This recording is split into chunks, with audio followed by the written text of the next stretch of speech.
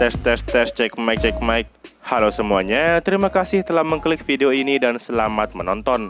Gimana kabar kalian hari ini? Semoga kabarnya masih baik-baik saja, diberikan kesehatan, dilancarkan rezekinya, dan dimudahkan segala urusan-urusannya. Oke, dalam video kali ini Mimin akan melanjutkan pembahasan alur cerita dari manhwa yang berjudul Seorang Player yang Regresi, atau judul aslinya Relief Player. Ini merupakan video part ke-21 dari video part-part sebelumnya. Jadi, bagi kalian yang belum menonton video part-part sebelumnya, silahkan ditonton terlebih dahulu. Kalian bisa mengeceknya pada bagian kanan atas pada video ini. Oke, sebelum masuk ke dalam alur ceritanya, seperti biasa, jangan lupa untuk menyiapkan cemilan ataupun minuman di dekat kalian. Dan kalau semuanya sudah santuy sempurna, yuk langsung saja kita lanjutkan pembahasan alur ceritanya. Dan seperti biasa, intro.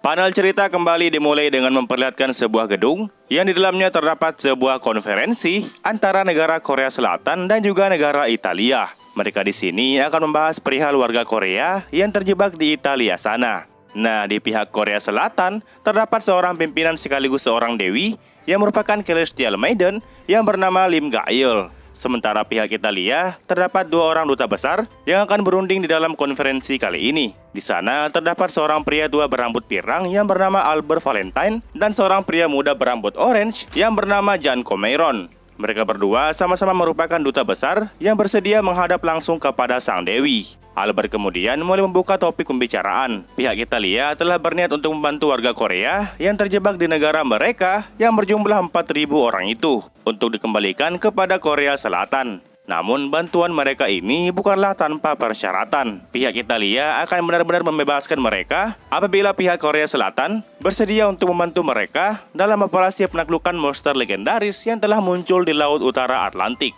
Monster ini diketahui bahkan lebih kuat daripada monster yang berada di ranking 1 sekalipun. Monster ini merupakan monster yang paling berbahaya karena dapat membawa bencana sekaligus melumpuhkan sebuah negara. Dan monster ini memiliki ranking tersendiri. Ranknya sekaligus nama dari monsternya adalah Monster Leviathan. Sang dewi yang mendengar persyaratan itu sebenarnya sudah memperkirakan hal ini sebelumnya. Dia tidak menyangka bakalan mendapat tawaran skenario terburuk. Sang dewi beralasan bahwa ini cukup sulit. Soalnya para player yang berada di negara mereka pasti akan sangat kesulitan apabila mereka dikirim ke tempat yang tidak pernah mereka kunjungi sebelumnya.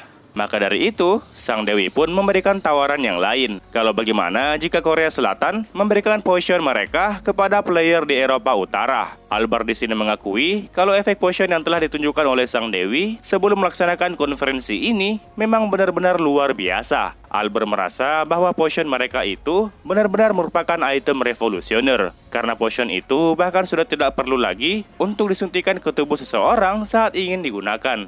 Hal itu benar-benar mengesankan sekaligus mengejutkan bagi Albert sendiri. Namun meskipun begitu, potion itu merupakan sesuatu yang bisa mereka tukarkan dengan paduan mana yang berada di Mediterania. Dan sang dewi membenarkan hal tersebut. Potion ini merupakan item yang sangat dibutuhkan oleh negara Italia. Nah, karena perdebatan mereka belum kelar-kelar, Janko yang duduk di sebelahnya pun seketika menjadi kesal. Janko kemudian mulai mengalirkan energi mana ke kaki kanannya sembari mengangkatnya di atas meja. Setelah itu, ia pun menghentakkan kakinya di atas meja yang menyebabkan meja itu seketika menjadi hancur. Dua pengawal dari sang dewi tentu langsung ingin menghajar duta yang satu ini. Tapi untung saja, sang dewi dengan cepat menaikkan lengan kirinya yang merupakan tanda bagi mereka untuk berhenti. Janko di sini mulai bertanya kepada sang dewi mengenai mengapa ia ragu tentang kesepakatan dari Albert. Pihak Italia hanya meminta bantuan player Korea Selatan untuk mengalahkan monster Leviathan itu. Setelah itu, semua orang Korea yang terjebak itu pun akan dikembalikan kepada sang dewi.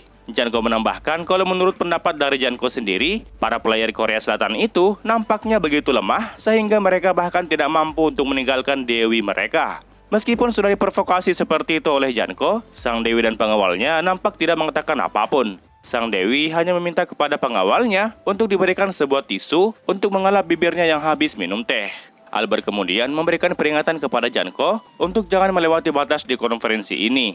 Janko membalas kalau yang ia katakan itu merupakan sebuah fakta. Buktinya, sang dewi pun tidak dapat menanggapi perkataan dari Janko barusan. Janko di sini kembali menambahkan kalau dia sangat membenci orang Korea. Menurutnya, orang Korea itu hanya bisa memikirkan kimchi di kepala mereka. Diprovokasi 2 kali oleh Janko seperti itu, membuat pengawal berambut kuning menjadi sangat kesal kepadanya. Dan Sang Dewi nampak masih mengelap bibirnya dengan menggunakan tisu. Sesaat kemudian, aura mencekam pun akhirnya keluar dari Sang Dewi di saat Sang Dewi membalas cemooh Janko yang saat ini duduk di hadapannya. Satu kalimat dari Sang Dewi mampu membuat 2 orang duta besar di hadapannya seketika kehilangan gravitasi dan seakan-akan dipaksa untuk berlutut. Terlihat Janko yang tiba-tiba langsung terjatuh ke lantai dan Albert yang berusaha mati-matian untuk bertahan di meja. Sang Dewi memberikan jawabannya di saat mereka berdua dalam keadaan seperti itu. Sang Dewi di sini menyetujui persyaratan dari Albert. Demi mendapatkan kembali semua warga Korea yang terjebak di Italia dengan aman, maka Sang Dewi pun menegaskan untuk secara keseluruhan membantu pihak Italia. Selain mengirimkan sang Spear Defense atau tombak surgawi yang merupakan player terkuat Korea kepada mereka, yaitu yang bernama Namgo Sungwon, Sang Dewi juga akan mengirimkan 2 orang player lagi yang berasal dari anggota 12 zodiak. Sang Dewi berharap bahwa itu akan cukup untuk mengembalikan warga Korea mereka yang terjebak di Italia dengan selamat. Nah, setelah memberikan jawabannya, Sang Dewi pun kemudian menjentikkan jarinya dan seketika menghilangkan tekanan yang ada pada mereka berdua. Mereka berdua saat ini seketika dipenuhi oleh keringat dingin dengan mata yang melotot. Albert kemudian mulai menepuk meja di depannya sembari berkata kepada Sang Dewi bahwa dia tidak seharusnya melakukan ini kepada mereka berdua. Sang Dewi membalas kalau apabila mereka mempunyai keluhan terhadap apa yang baru saja ia lakukan, maka silahkan keluarkan saja. Sang Dewi akan segera melapor kepada Big Mama bahwasanya bukannya mengirim perwakilan duta besar, dia malah mengirim seorang preman ke Korea Selatan. Sang Dewi akan melaporkan kejadian ini kepada Biro Manajemen Mana Nasional. Janko yang sudah tidak bisa menahan kekesalannya mulai mengeluarkan device miliknya dan mengeluarkan sebuah pedang panjang dari sana. Janko di sini berteriak bahwa dia akan membunuh semua perwakilan dari Korea Selatan. Albert di belakang Janko nampak berusaha untuk menghentikan tindakan dari Janko tersebut. Namun sesaat sebelum mereka hendak menyerang, aliran mana es yang sangat kuat seketika muncul di hadapan mereka. Dan itu membuat kaki kanan dari Janko seketika dibekukan oleh mana es tersebut. Hal itu tentu membuat mereka berdua nampak terkejut. Tatapan mata yang tajam seketika dirasakan oleh Janko. Janko bahkan sampai kepikiran kalau apabila dia berani bergerak melawan es itu, maka dapat dipastikan dirinya akan segera mati. Ya, beliau merupakan player terkuat yang dimiliki oleh Korea Selatan saat ini. Beliaulah yang disebut sebagai tombak surgawi. Melihat Janko yang memutuskan untuk berhenti menyerang, membuat Sang Dewi kembali menatap ke arahnya sembari berkata bahwa dia rupanya tidak sepenuhnya bodoh. Sang Dewi kemudian memutuskan untuk mengakhiri pertemuan di sini. Maka dari itu, diharapkan kepada mereka berdua untuk segera pergi dari sini. Setelah berkata seperti itu, pintu ruangan pun akhirnya tertutup. Janko di sini nampak sangat kesal karena tidak bisa berbuat apapun. Oke, sekarang kita berpindah ke kantor Blue House yang terdapat di Korea Selatan. Kantor ini sama seperti kantor White House yang ada di Amerika Serikat. Di dalam sana, nampak sang pengawal yang sedang menasehati Sang Dewi untuk jangan terlalu gegabah seperti tadi. Sang Dewi diminta untuk harus lebih menahan emosinya. Soalnya dia saat ini bukan lagi menjadi seorang aktris tercinta di Korea, melainkan ia telah diangkat menjadi Sang Dewi. Sang Dewi kemudian bertanya kepada pengawalnya yang diketahui bernama Park Sang Jin kalau apakah dia menasehatinya sebagai seorang pengawal dari Sang Dewi atau sebagai manajer dari aktris Lim Ga-eul. Mendengar itu, Sang Jin nampak tidak berkata apapun. Pengawal yang satunya kemudian mengejek kinerja dari Sang Jin karena tidak bisa mengerti apa yang dipikirkan oleh wanita. Mendengar pengawal yang satu itu mengejek kinerja rekannya, membuat Sang Dewi menatap ke arahnya dan mulai memanggil namanya. Nama pengawal yang berambut kuning ini adalah Lee Jung Hyun. Sang Dewi merasa kalau Jung Hyun sebaiknya tidak berbicara seperti itu mengenai rekannya. Soalnya hanya Jung Hyun sendiri yang terlambat mengirim laporan kepadanya. Maka dari itu, Jung Hyun pun dimintai oleh Sang Dewi untuk menyerahkan laporan itu sekarang juga. Jung Hyun seketika berdiri dari tempat duduknya, sembari meminta maaf kepada Sang Dewi. Jung Hyun kemudian memberikan laporannya kepada Sang Dewi bahwa dari pihak Italia sana, mereka telah membawa sebuah Maserati Gran Turismo sebagai hadiah atas kesepakatan mereka. Sang Dewi tidak paham dengan kalimat Maserati Gran Turismo itu. Jung Hyun menjelaskan bahwa Maserati Gran Turismo itu merupakan sebuah mobil mewah yang disukai oleh Big Mama dan akan digunakan sebagai simbol pertemanan antara Italia dan Korea Selatan. Jung Hyun di sini kepikiran bahwa mungkin saja Big Mama akan lebih baik daripada para duta besar yang kemarin. Sang Dewi dan Sang Jin nampak hanya terdiam mendengar penjelasan dari Jung Hyun. Setelah itu, Sang Dewi pun menyuruh Jung Hyun untuk mengembalikan mobil Gran Turismo tersebut. Jung Hyun juga dimintai untuk menyampaikan perkataannya bahwa ia tidak membutuhkan hadiah seperti itu.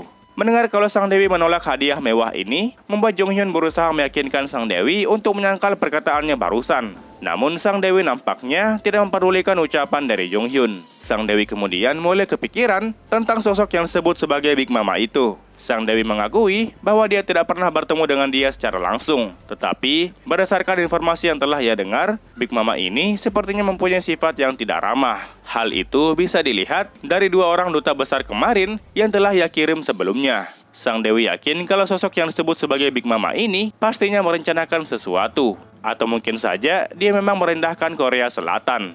Setelah memikirkan hal tersebut, Sang Dewi pun kembali menyuruh Jung Hyun untuk menugaskan anggota terpercaya miliknya dalam memantau 2 duta besar Italia yang kemarin. Dan ia disuruh untuk melapor kembali apabila terjadi masalah apapun.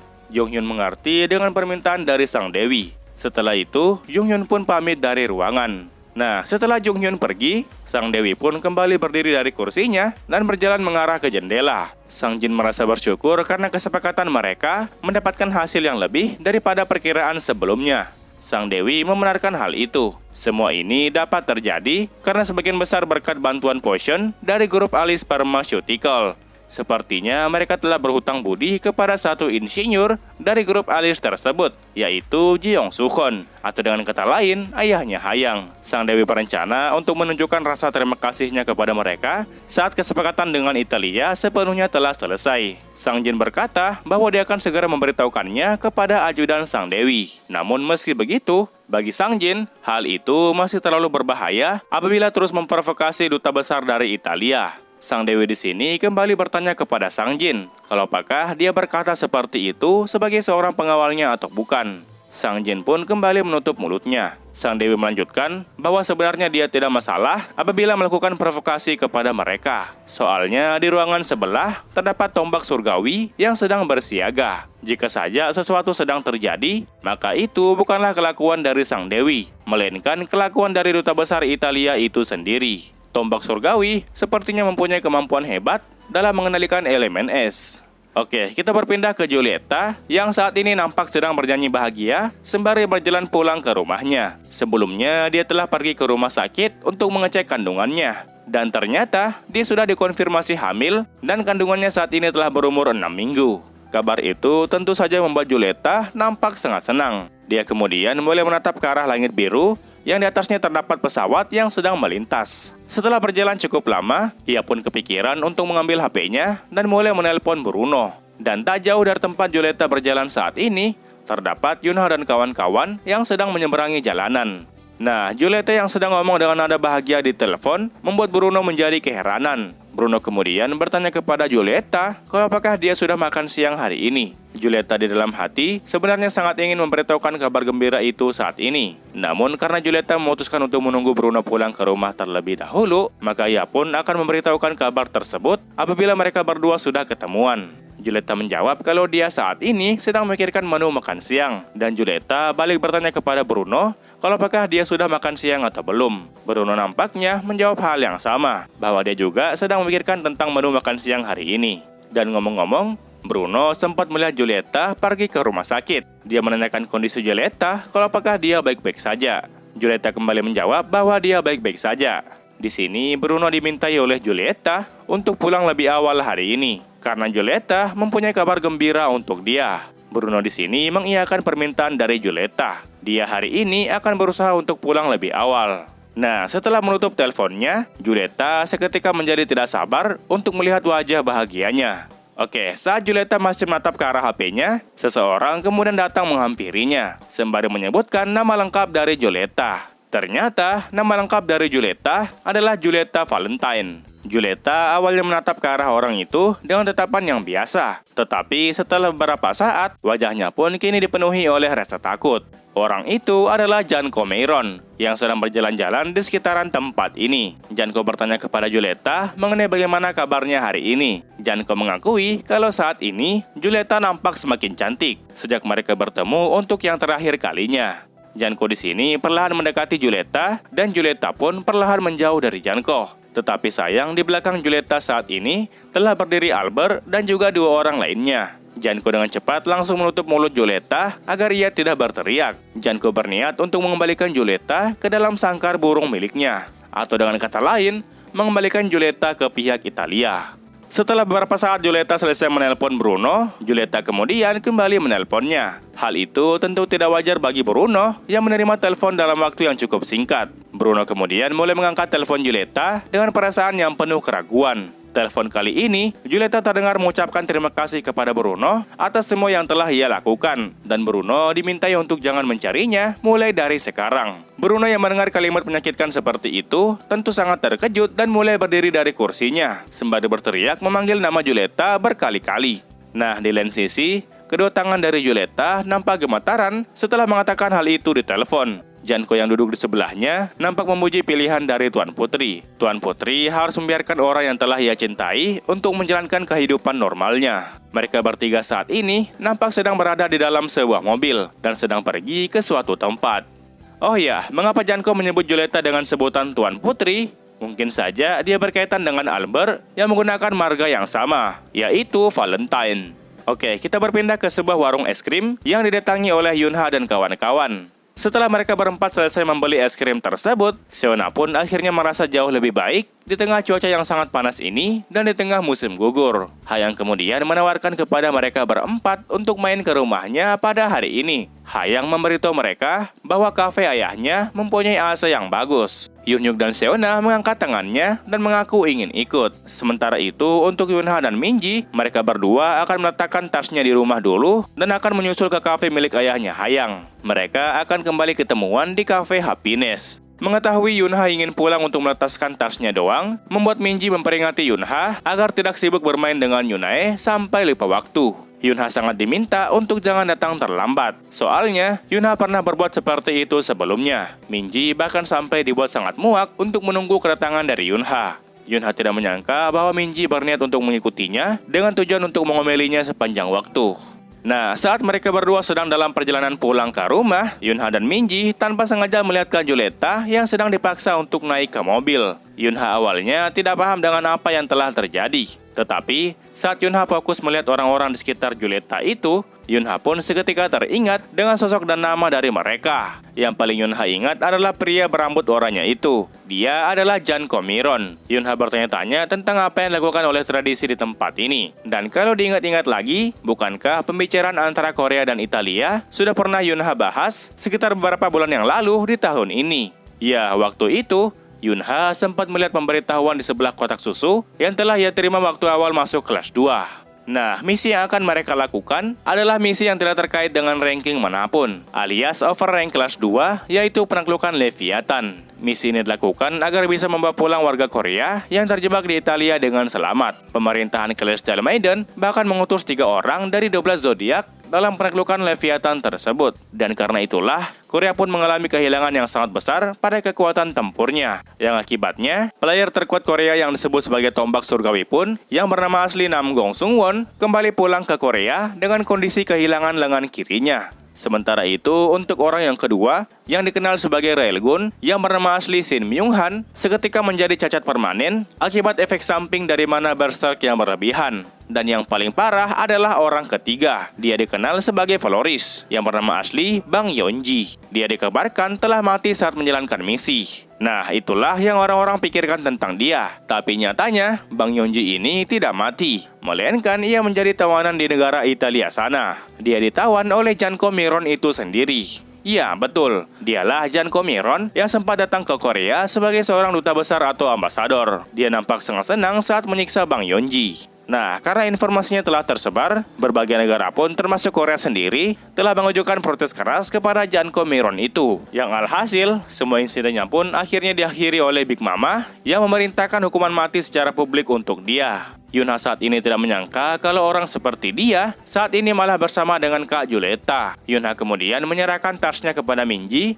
dan mulai meminta kepada Minji untuk menunggu di tempat ini. Dan juga Yunha menegaskan kepada Minji untuk jangan mengikutinya kemanapun ia pergi. Minji di sini tentu tidak paham dengan apa yang Yunha maksud. Dan Minji bertanya perihal kemanakah Yunha akan pergi. Yunha sekali lagi menegaskan kepada Minji untuk jangan sesekali mengikutinya apapun yang terjadi. Yunha kembali mempererat tali sepatunya karena sebentar lagi dia akan mengejar mobil mereka. Yunha berencana untuk mencari tahu kemana tujuan mereka dan setelah itu ia pun akan menghubungi Sen Soyoung ataupun Bruno. Setelah kedua sepatunya telah dipastikan sudah siap, Yunha pun mulai mengalirkan energi mana ke kedua kakinya dan seketika melesat dengan kecepatan penuh dari hadapan Minji. Minji bahkan tidak sempat untuk menghentikan tindakan dari Yunha itu. Yunha yang saat ini sedang fokus berlari, kemudian menemui sebuah tikungan dan mulai berhenti di depan sana. Mobil mereka nampak telah menunggu kedatangan dari Yunha. Albert tidak menyangka kalau yang datang menghampiri mereka hanyalah seorang bocah. Janko yang sedari tadi sudah penasaran tentang siapa yang memperhatikan mereka barusan, malah dibuat kecewa karena rupanya didatangi oleh seorang bocah. Yunha di lain sisi juga nampak tidak menyangka kalau mereka sedari awal sudah menyadari keberadaannya. Janko kemudian mulai turun dari mobilnya dan berjalan mendekat ke arah Yunha. Dan saat Janko telah berada tepat di depan Yunha, Janko pun bertanya kepada Yunha kalau apakah Yunha mempunyai urusan dengan mereka. Janko dengan cepat langsung mengangkat lengannya dan hendak mengarahkan pukulan ke kepala Yunha. Yunha tidak sempat menghindari serangan dari Janko itu. Yang alhasil, ia pun terpental tetapi tidak sampai terjatuh. Untung saja dia sempat mengaktifkan energi mana di saat genting barusan, sehingga ia pun dapat bertahan dari serangannya itu. Yunha di sana nampak menatap ke arah Janko dengan tatapan yang cukup tajam. Melihat Yunha yang mampu menggunakan energi mana, membuat Janko kebingungan dengan bocah yang satu ini. Janko sampai menduga bahwa anak-anak di negara Korea ini sepertinya semuanya mahir menggunakan energi mana. Albert di belakang nampak menyangkal perkataan dari Janko tersebut.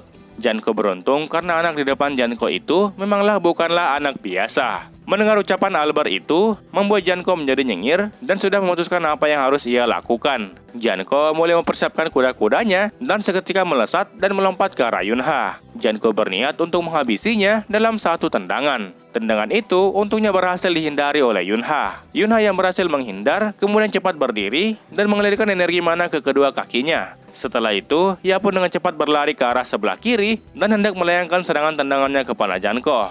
Namun ternyata, Janko pun juga mampu untuk menghindari tendangan dari Yunha. Janko dengan cepat membaca pergerakan dari Yunha dan berbalik sembari hendak menangkap lehernya. Yunha di sini mengakui kalau menghindari serangan saat ia berada di udara itu memanglah hal yang sangat sulit.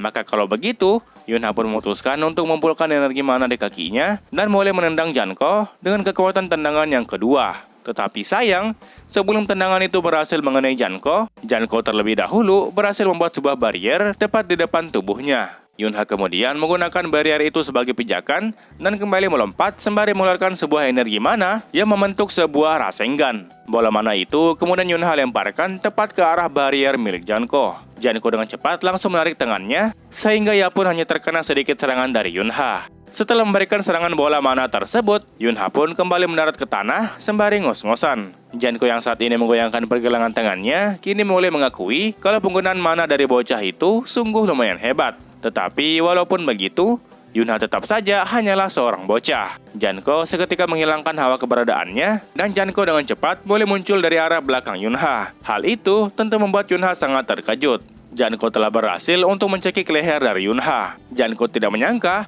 kalau bertarung dengan bocah sepertinya rupanya jauh lebih mengasihkan. Janko di sini mulai mengangkat Yunha ke udara sembari masih mencekik lehernya. Yunha yang kesakitan kemudian memegang tangan dari Janko sembari mengalirkan energi mana ke kedua tangannya. Namun sayang, sebelum Yunha berhasil melakukan hal tersebut, Janko terlebih dahulu mengalirkan energi mana ke tangan kanannya dan mencekik Yunha dengan lebih keras lagi. Itu bertujuan agar Yunha tidak berani macam-macam. Janko menegaskan kepada Yunha kalau bukan hanya dia yang tahu tentang cara menggunakan mana. Nah, jika Yunha terus-terusan berada di dalam situasi ini, maka Yunha dapat dipastikan akan segera mati. Yunha harus memikirkan sebuah cara agar bisa melepaskan cekikan dari Janko. Ditambah lagi, Yunha saat ini sudah hampir kehabisan nafas.